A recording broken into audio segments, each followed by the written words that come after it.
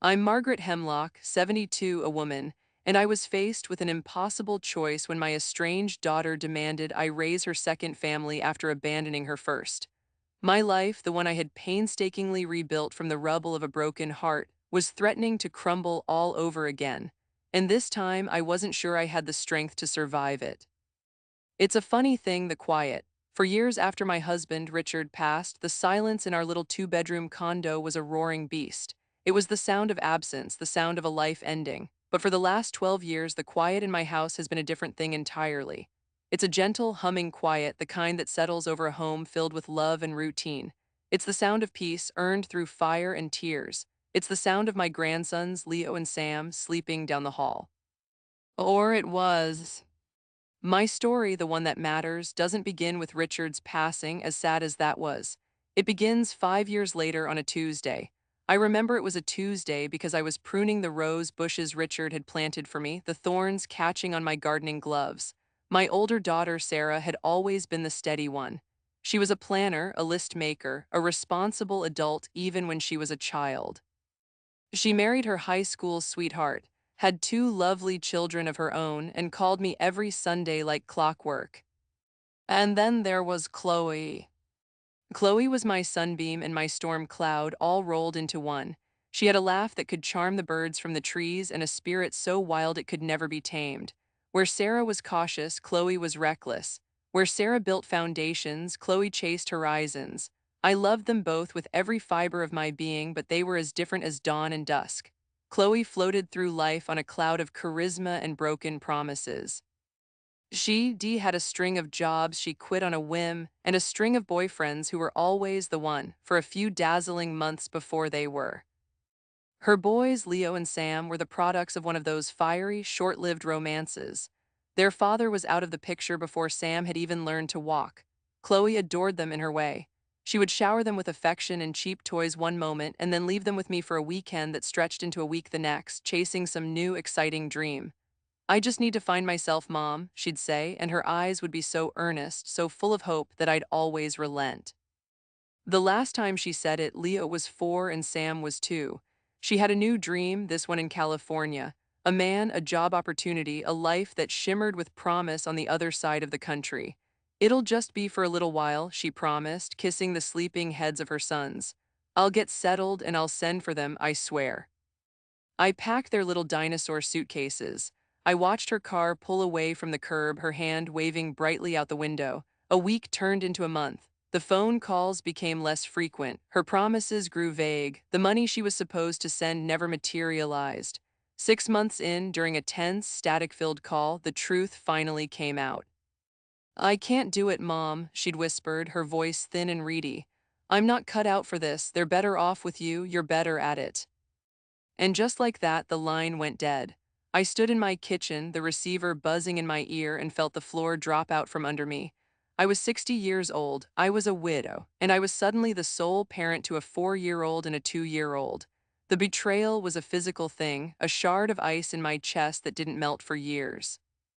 I sold the condo, the place filled with 40 years of memories with Richard, because the boys needed a yard to play in.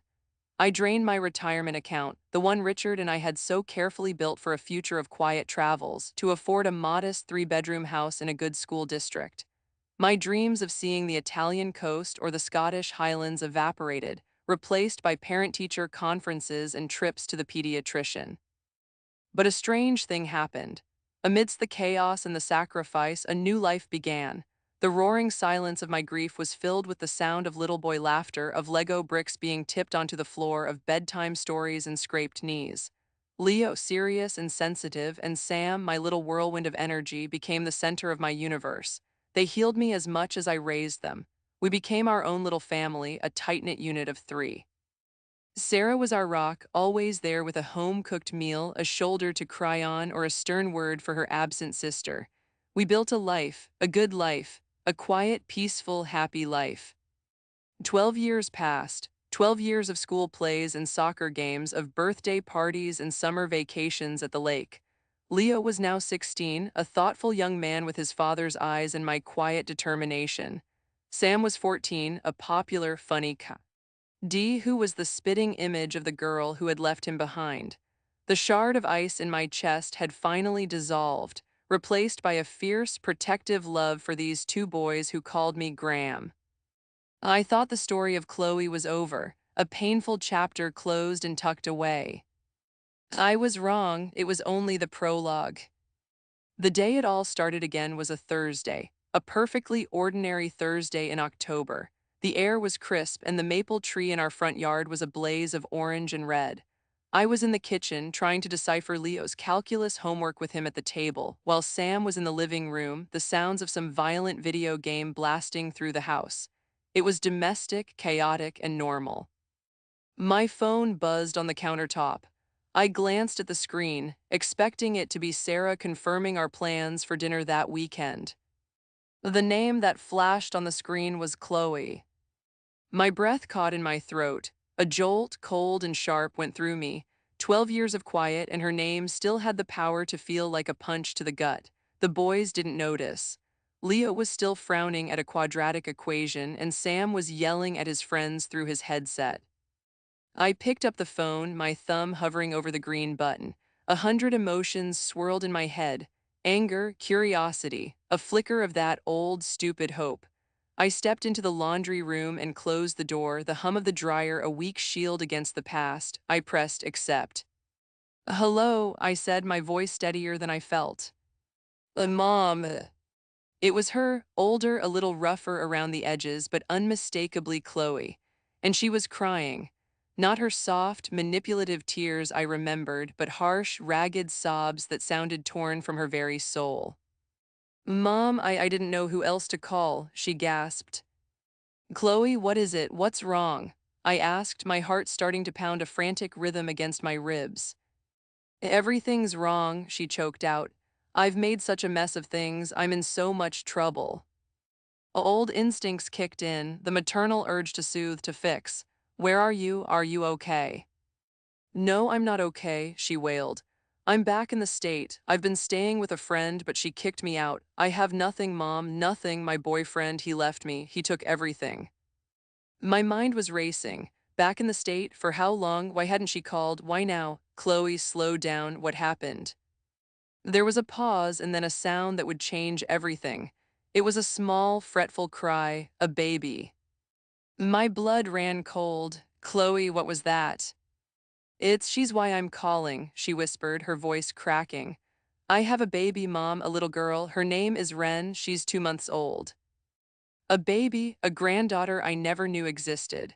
A sister to the boys sleeping just down the hall, blissfully unaware that their ghost of a mother had materialized with a new life in her arms. The laundry room felt like it was closing in on me. "A baby," I repeated, my voice a hoarse whisper. "I can't do it, Mom," she said, the words a chilling echo of that phone call from 12 years ago.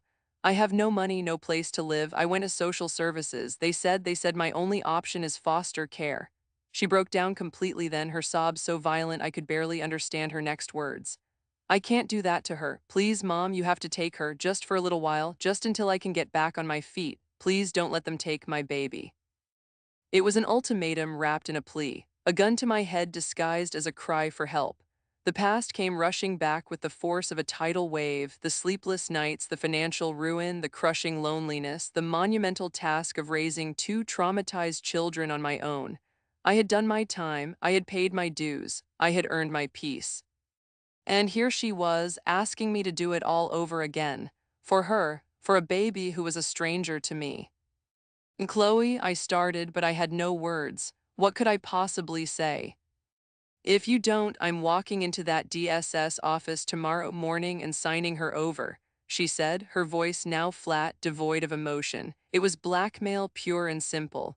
"She'll be a ward of the state. Is that what you want for your granddaughter?" My head was spinning. I looked through the laundry room door at the life I had built. At Leo, his brow furrowed in concentration. At the sound of Sam's carefree laughter. They were my world. They were whole, they were happy, because I had poured every last ounce of myself into them. Could I do it again? Did I even want to? But then I thought of a tiny, 2-month-old baby girl named Ren. My granddaughter, alone in a cold, impersonal system. It was an impossible choice. My peace versus her future. My sanity versus her safety. I have to think, I stammered. I have to talk to the boys, to Sarah. There's no time to think, she shrieked, the panic returning. I'm in a motel room that I can't afford for another night. I have a handful of diapers and half a can of pho. Remula, what am I supposed to do? Give me until tomorrow morning, Chloe, I said, my voice firm now, a flicker of my old self returning. I will call you in the morning. Don't do anything until then. I hung up before she could argue. I leaned against the dryer, its warmth doing nothing to stop the chills racking my body. I had to tell the boys, I had to tell Sarah. The quiet, peaceful hum of my home had just been shattered, and I knew with a certainty that terrified me that nothing would ever be the same again. Telling Sarah was like launching a flare into a gunpowder factory. Absolutely not, she said, her voice sharp and brittle over the phone. I had called her the moment I'd hung up with Chloe, my hands still shaking. No, Mom, you cannot let her do this to you again. You know exactly what will happen. A little while will turn into forever. She will ruin you. Sarah, she has a baby, I argued, my voice weak. A helpless little girl. And whose fault is that? Sarah shot back, her protective fury a palpable force. She is a 45-year-old woman, not a child. She made her choices. She abandoned her sons without a second thought, and now she wants you to raise her second litter? It's insane. Let her call social services. Maybe finally facing a real consequence will be the only thing that ever gets through to her. Her words were harsh, but they were laced with a truth that I couldn't deny. Yet the image of a baby in a sterile government building haunted me. Telling the boys was even harder. I sat them down in the living room, the television finally silent. Their faces, so open and familiar, looked at me with a mixture of curiosity and apprehension. I heard from your mother today, I began, and the change in the room was instantaneous. Leo's face closed off, his expression becoming a careful, unreadable mask. It was a defense mechanism I knew all too well. Sam just looked confused. Mom, why would she call now?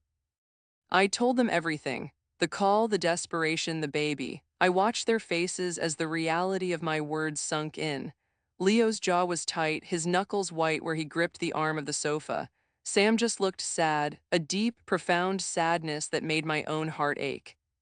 So she has a new kid now, Leo said, his voice flat and laced with a bitterness that was years in the making. Good for her. Leo, I started. No, it's fine, he said, standing up. It's just classic Chloe, isn't it? Screw up, run away, have someone else clean up the mess. Is she coming here? The directness of the question caught me off guard. I don't know, I told her I needed to think. What's there to think about? He asked, his voice rising. Are you seriously considering this? After everything, she's just going to leave this one too, that's what she does. He turned and walked out of the room, the sound of his bedroom door closing with quiet finality. Sam stayed. He looked at me with his big, soulful eyes. Is it a girl? Oh, yes, sweetie, her name is Ren. Is she my real sister? Oh, yes, I whispered. He was quiet for a long moment. It's not fair to the baby, he said finally, his voice small. She didn't do anything wrong. And there it was, the heart of the matter, spoken with the simple clarity of a 14-year-old. It wasn't fair to the baby. It wasn't fair to me. It wasn't fair to Leo and Sam. But Chloe had created a situation where someone was going to get hurt, and she was making sure it wouldn't be her. After a sleepless night spent staring at the ceiling, I called Chloe back. Against Sarah's furious objections, against Leo's cold silence, against every rational instinct in my body, I caved. You can come here, I said, the words tasting like ash in my mouth. For a short time, Chloe, a very short time, until you find a job and a place of your own. This is not a permanent solution. Oh, thank you, Mom, thank you, she cried, her voice full of a relief so profound it almost sounded genuine. You've saved us, you've saved my life. She arrived 2 days later. A taxi pulled up to the curb and she got out, looking like a refugee from a storm. She was thinner than I remembered, with dark circles under her eyes. She clutched a diaper bag in one hand and in the other, a car seat carrier holding a tiny, sleeping bundle. My heart did a painful lurch. She walked up the path, her eyes cast down, the very picture of a humbled, broken woman. When I opened the door, she just looked at me, tears welling in her eyes. "I'm so sorry, Mom," she whispered. And then she showed me the baby. Wren was perfect. She had a dusting of fine blonde hair and a tiny rosebud mouth. When she opened her eyes, they were a startling blue, my granddaughter. In that moment, all my reservations, all my anger melted away, replaced by a fierce, primal urge to protect this tiny creature. This, I realized, was Chloe's trump card. She knew. She knew the sight of this baby would be my undoing. The first few days were a blur of manufactured harmony. Chloe was the model of gratitude. She helped with dishes, she cooed over the baby, she told the boys how much she'd missed them and how proud she was of the young men they'd become. Leo remained distant, polite but cool. Sam was cautiously curious, peeking at the baby in her bassinet. Sarah visited once, her expression a mask of strained civility, her warnings to me delivered in hushed, urgent whispers in the kitchen. "Don't get comfortable, Mom. This is an act." She was right. The act began to crumble by the end of the first week.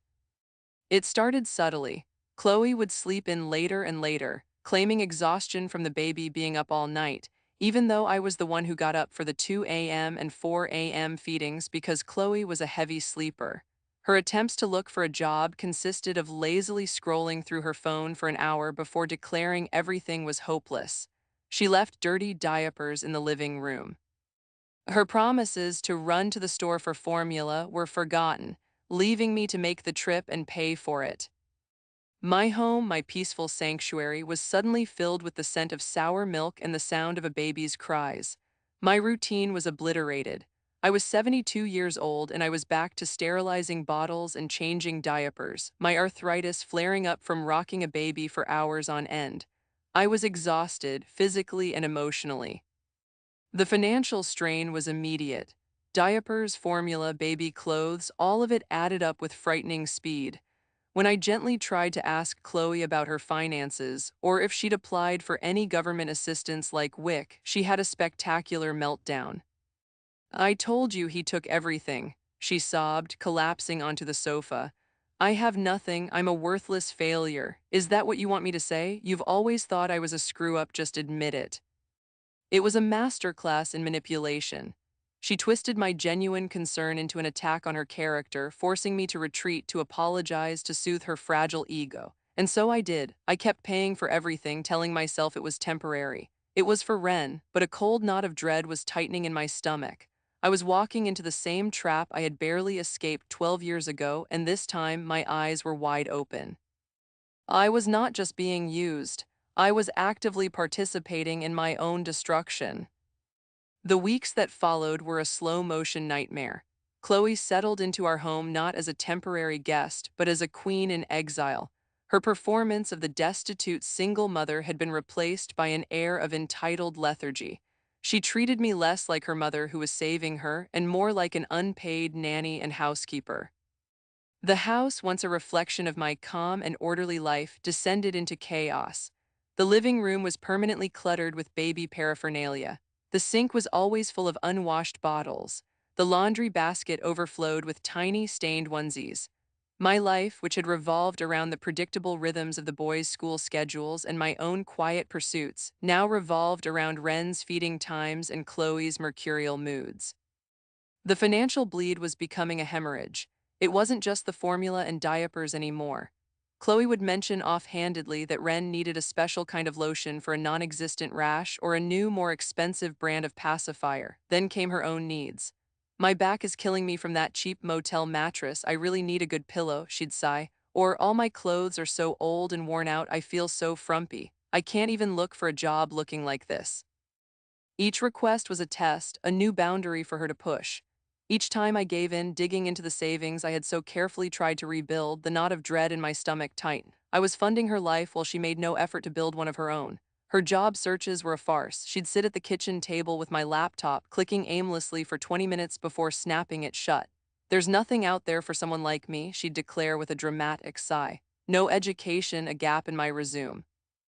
Who would hire me?" She never filled out a single application. The lies started to pile up, small inconsistencies at first like cracks in a dam. One afternoon, while doing her laundry, because she claimed the sound of the machine gave her a headache, a receipt fell out of her jeans pocket. It was from a trendy, expensive coffee shop downtown, dated the day before. The total was over $6 for a single latte. When I'd asked her what she'd done that day, she'd claimed she'd taken Ren for a walk around the block because she didn't have a penny for the bus. When I confronted her holding the small white piece of paper, she didn't miss a beat. Oh, that an old friend I ran into felt sorry for me and bought me a coffee. It was so embarrassing. She even managed to squeeze out a tear. The lie was so smooth, so practiced. It was almost believable, almost. Her phone was her constant companion, a small black rectangle she guarded with the ferocity of a dragon guarding its hoard. She would take calls in hushed tones out on the back porch, her back to the kitchen window. If I entered a room while she was texting, she would quickly flip the phone over. The secrecy was a suffocating presence in our home. The true cost of Chloe's return, however, was not measured in dollars, but in the toll it took on my grandsons. Leo had retreated so far into himself he was practically a ghost in his own home. He spent all his time in his room, the door always closed. He stopped asking for help with his homework. His grades, once pristine, started to slip. He was quiet at the dinner table, pushing food around his plate, his eyes full of a silent, simmering resentment that I felt powerless to address. One evening, I knocked on his door. "Leo, honey, can we talk?" He opened it a crack. "I'm busy." "Oh, please, just for a minute." I sat on the edge of his bed. His room was neat, organized, a stark contrast to the chaos Chloe had brought into the rest of the house. "I'm worried about you," I said softly. "You seem distant." He wouldn't look at me, he just stared at a poster on his wall. "I'm fine." "You're not fine. This is hard, I know. It's hard for all of us." He finally turned to me, his eyes blazing with a pain he had kept hidden for 12 years. "Why is she here?" he asked, his voice low and trembling with suppressed rage. "Why did you let her come back?" "She needed help, Leo, the baby." "The baby," he scoffed, a bitter, humorless sound. "There's always an excuse. She has a new baby now, so we don't matter anymore. Is that it? She gets to just replace us and you're going to let her." "That is not what is happening," I insisted, my voice pleading. "You and Sam are my world, you know that." "Do I?" he shot back, and his words were like daggers. "Because it feels like you're choosing her over us. It feels like you're letting her hurt us all over again. She left us, Graham. She threw us away like garbage. And you just welcomed her back with open arms. What does that say to us?" He was right. In my misguided attempt to protect a baby I didn't know, I was failing the boys I had promised to always put first. I was showing them that their pain didn't matter as much as Chloe's manufactured drama. The realization was devastating. The strain was getting to me. I was barely sleeping. I had a constant pounding headache. My arthritis was so bad some mornings I could barely close my hands into a fist. Sarah would come over and her face would be a mixture of pity and frustration. "Look at you, Mom," she said one afternoon, finding me asleep in a chair in the living room, Ren crying in her swing nearby while Chloe was upstairs, supposedly taking a nap. "You're exhausted. You're going to make yourself sick. This has to end." "What am I supposed to do, Sarah?" I whispered, my voice thick with fatigue. "Kick a mother and her newborn out onto the street." "She is not some helpless victim," Sarah insisted, her voice rising. "She is a parasite and she is killing you. Open your eyes." But I couldn't. I was trapped in a cycle of obligation and emotional blackmail. I was drowning, and the person holding my head underwater was my own daughter. I felt defeated, a prisoner in my own home. I thought this was my new reality, a life sentence of servitude to Chloe's whims. I had lost all hope. And then a message arrived. It happened late one night. It was almost 1 a.m. and the house was finally, mercifully quiet. Chloe and the baby were asleep. The boys were asleep. It was the only time of day I felt I could breathe. I was sitting in my worn armchair in the living room, a cup of chamomile tea growing cold in my hands, staring into the darkness. I felt a bone-deep weariness that went beyond physical exhaustion. It was a weariness of the soul. I felt old, foolish, and utterly alone. My laptop was open on the ottoman in front of me, its screen a lonely blue light in the dark room. I'd been aimlessly scrolling through a gardening forum trying to distract myself. A small notification popped up in the corner of the screen. It was a message request on a social media platform I rarely used. The name meant nothing to me, Jessica Riley. The message was short, and my heart began to pound as I read it. Mrs. Hemlock, I know this is incredibly strange, and please forgive the intrusion. My name is Jessica Riley. I was Chloe Vance's roommate before she came to stay with you. I have a feeling she might not have been entirely truthful about her circumstances. If you're willing to talk, I think there are some things you need to know.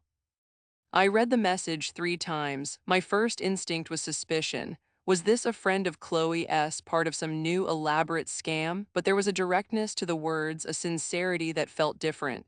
Sarah's warnings echoed in my mind. S.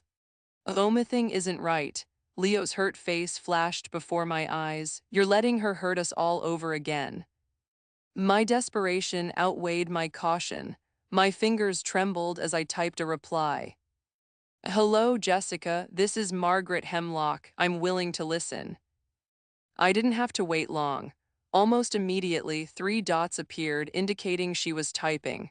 The message that came through was long, and with every word I read, the foundation of Chloe's victimhood, the very premise of her presence in my house, crumbled into dust.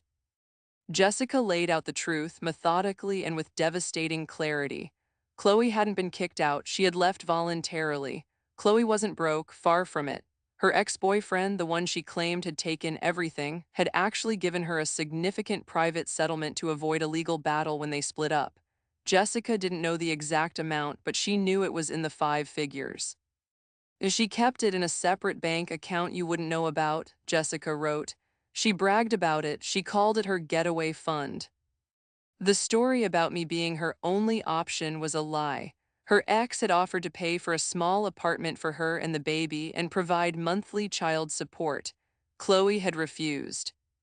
Why, I typed, my mind reeling. Why would she turn that down? Jessica's reply was instant. Because it came with conditions. He wanted joint custody and for her to attend parenting classes and therapy. She didn't want the responsibility. She told me, and I quote, "It's easier to just let my mom handle it. She's a pro."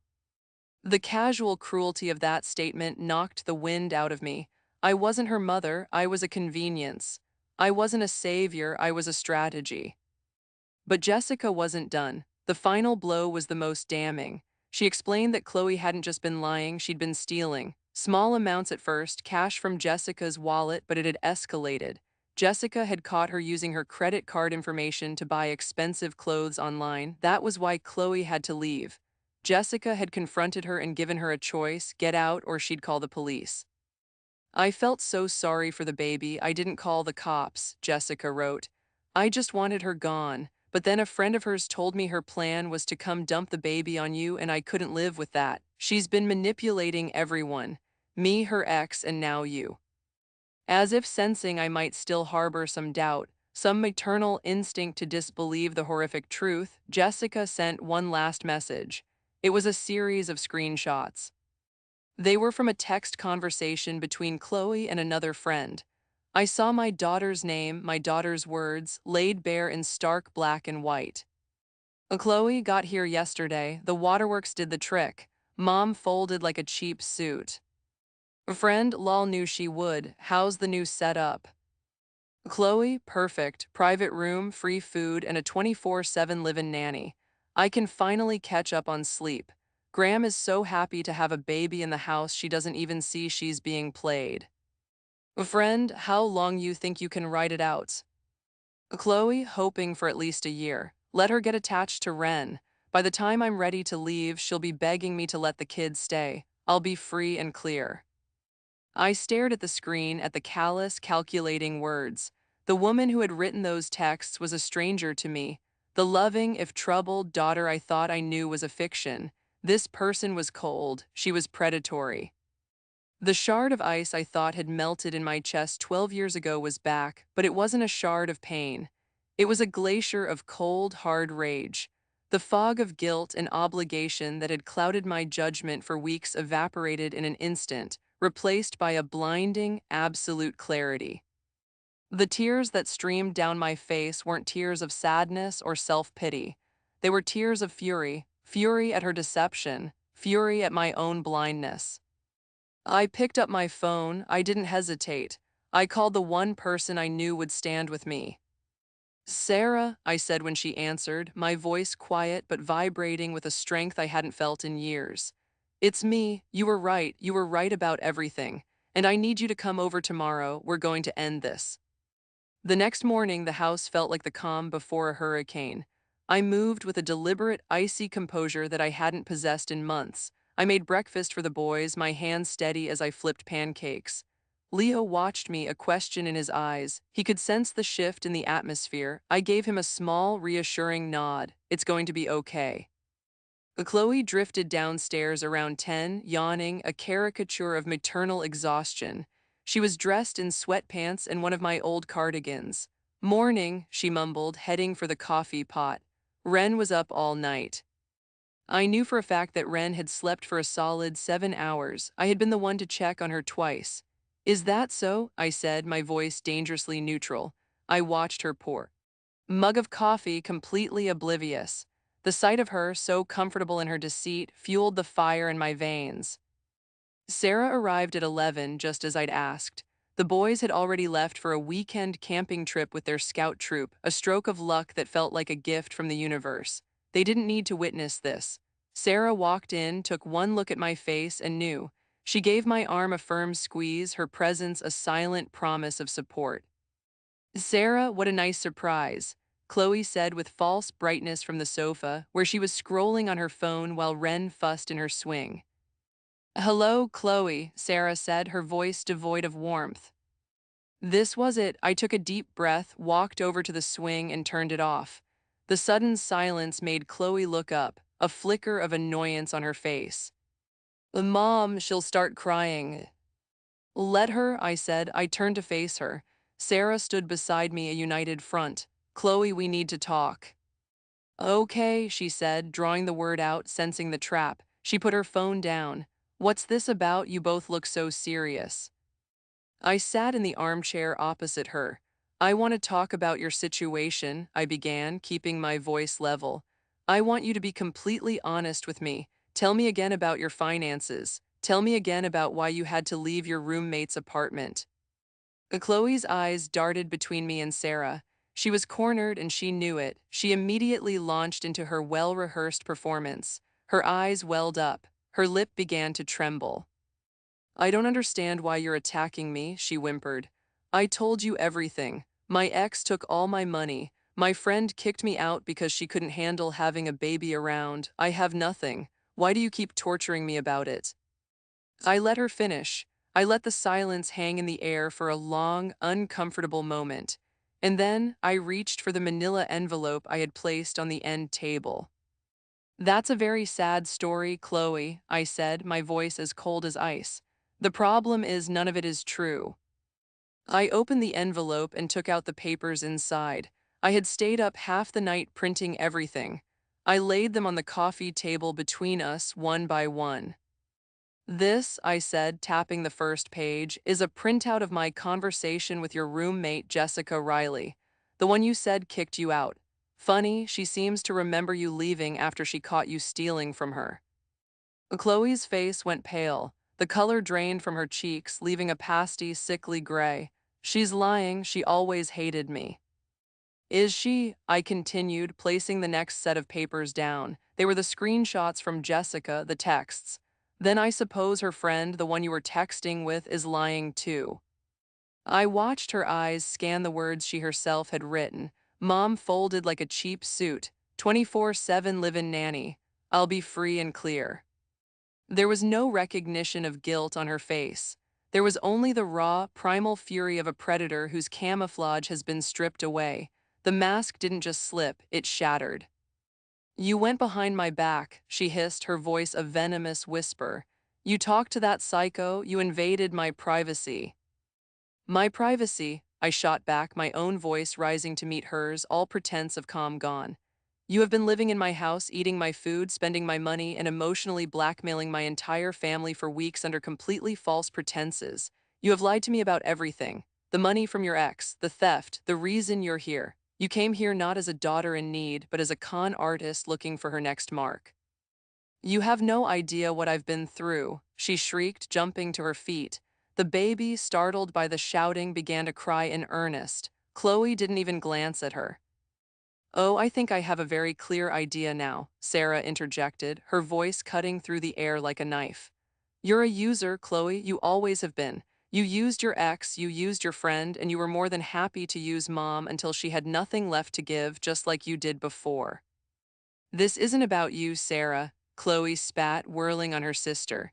You were always the perfect one, weren't you? Little Miss Perfect with her perfect husband and her perfect life. You've always hated me. You've always wanted mom to yourself.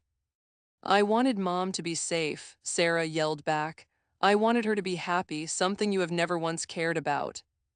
The argument descended into a storm of ugly, decades-old resentments. Chloe threw every accusation she could think of at us. I was a terrible mother who never understood her. Sarah was a jealous, self-righteous shrew. We had driven her to this. It was all our fault. I listened to her tirade, and I felt nothing but a profound and sorrowful emptiness. The daughter I had loved was gone, if she had ever truly been there at all.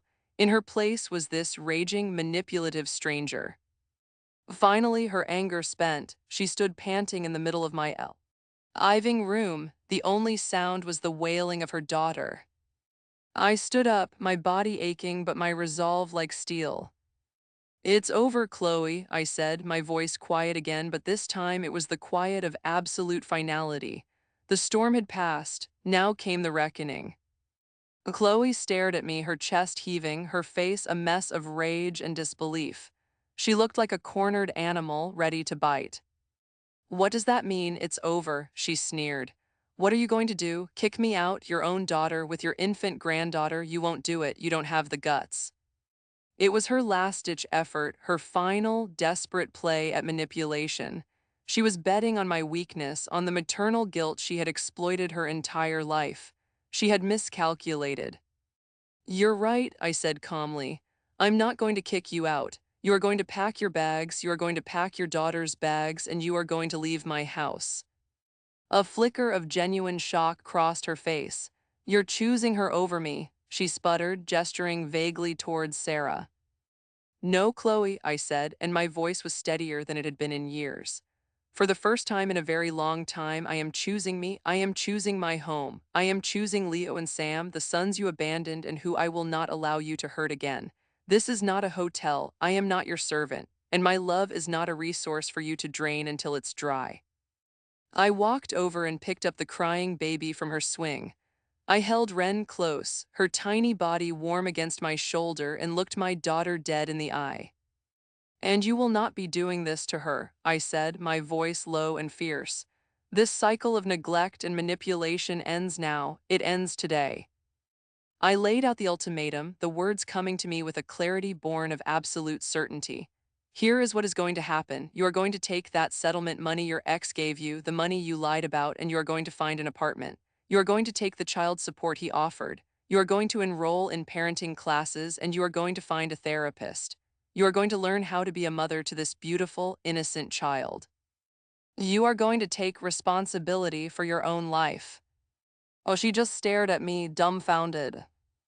And if you don't, I continued, my voice dropping even lower, if you walk out that door and try to pull this scam on someone else, or if I hear that this child is being neglected in any way, I will take this envelope.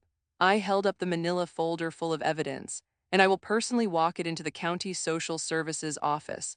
And then I will give Jessica Riley's information to the police and support her in pressing charges against you for theft. You will not run from this.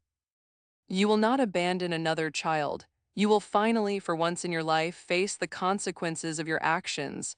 The choice is yours. The fight went out of her. It was as if I had severed the strings that held her up. Her shoulders slumped.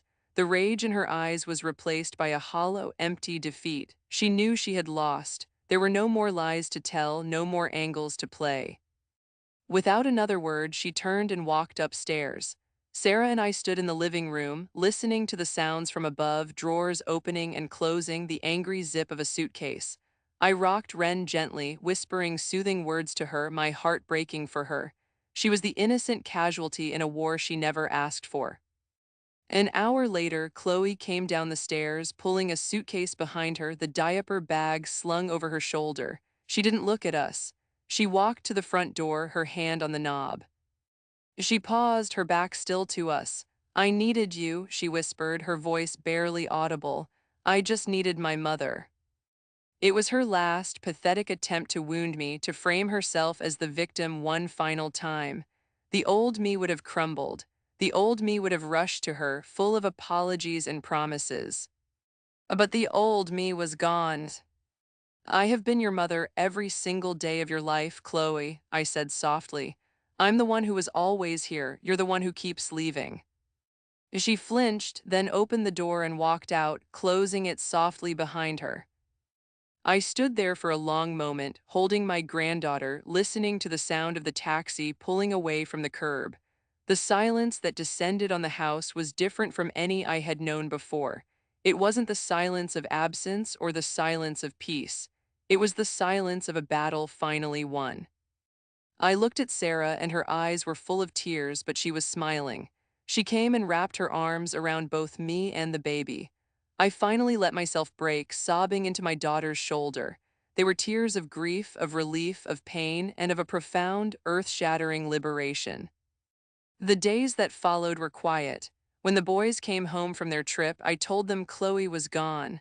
I didn't give them all the ugly details. Not yet, I just told them that I had made a decision to protect our family. Leo looked at me, and for the first time in weeks, the mask was gone. He came and gave me a long, tight hug. "Thank you, Graham," he whispered. In that moment, I knew I had made the right choice. My home returned to its gentle, humming rhythm. The chaos receded, replaced by the familiar patterns of homework and video games and shared meals. I did not hear from Chloe. But a week later, Sarah found out through a mutual acquaintance that Chloe had, in fact, rented a small apartment in a town an hour away.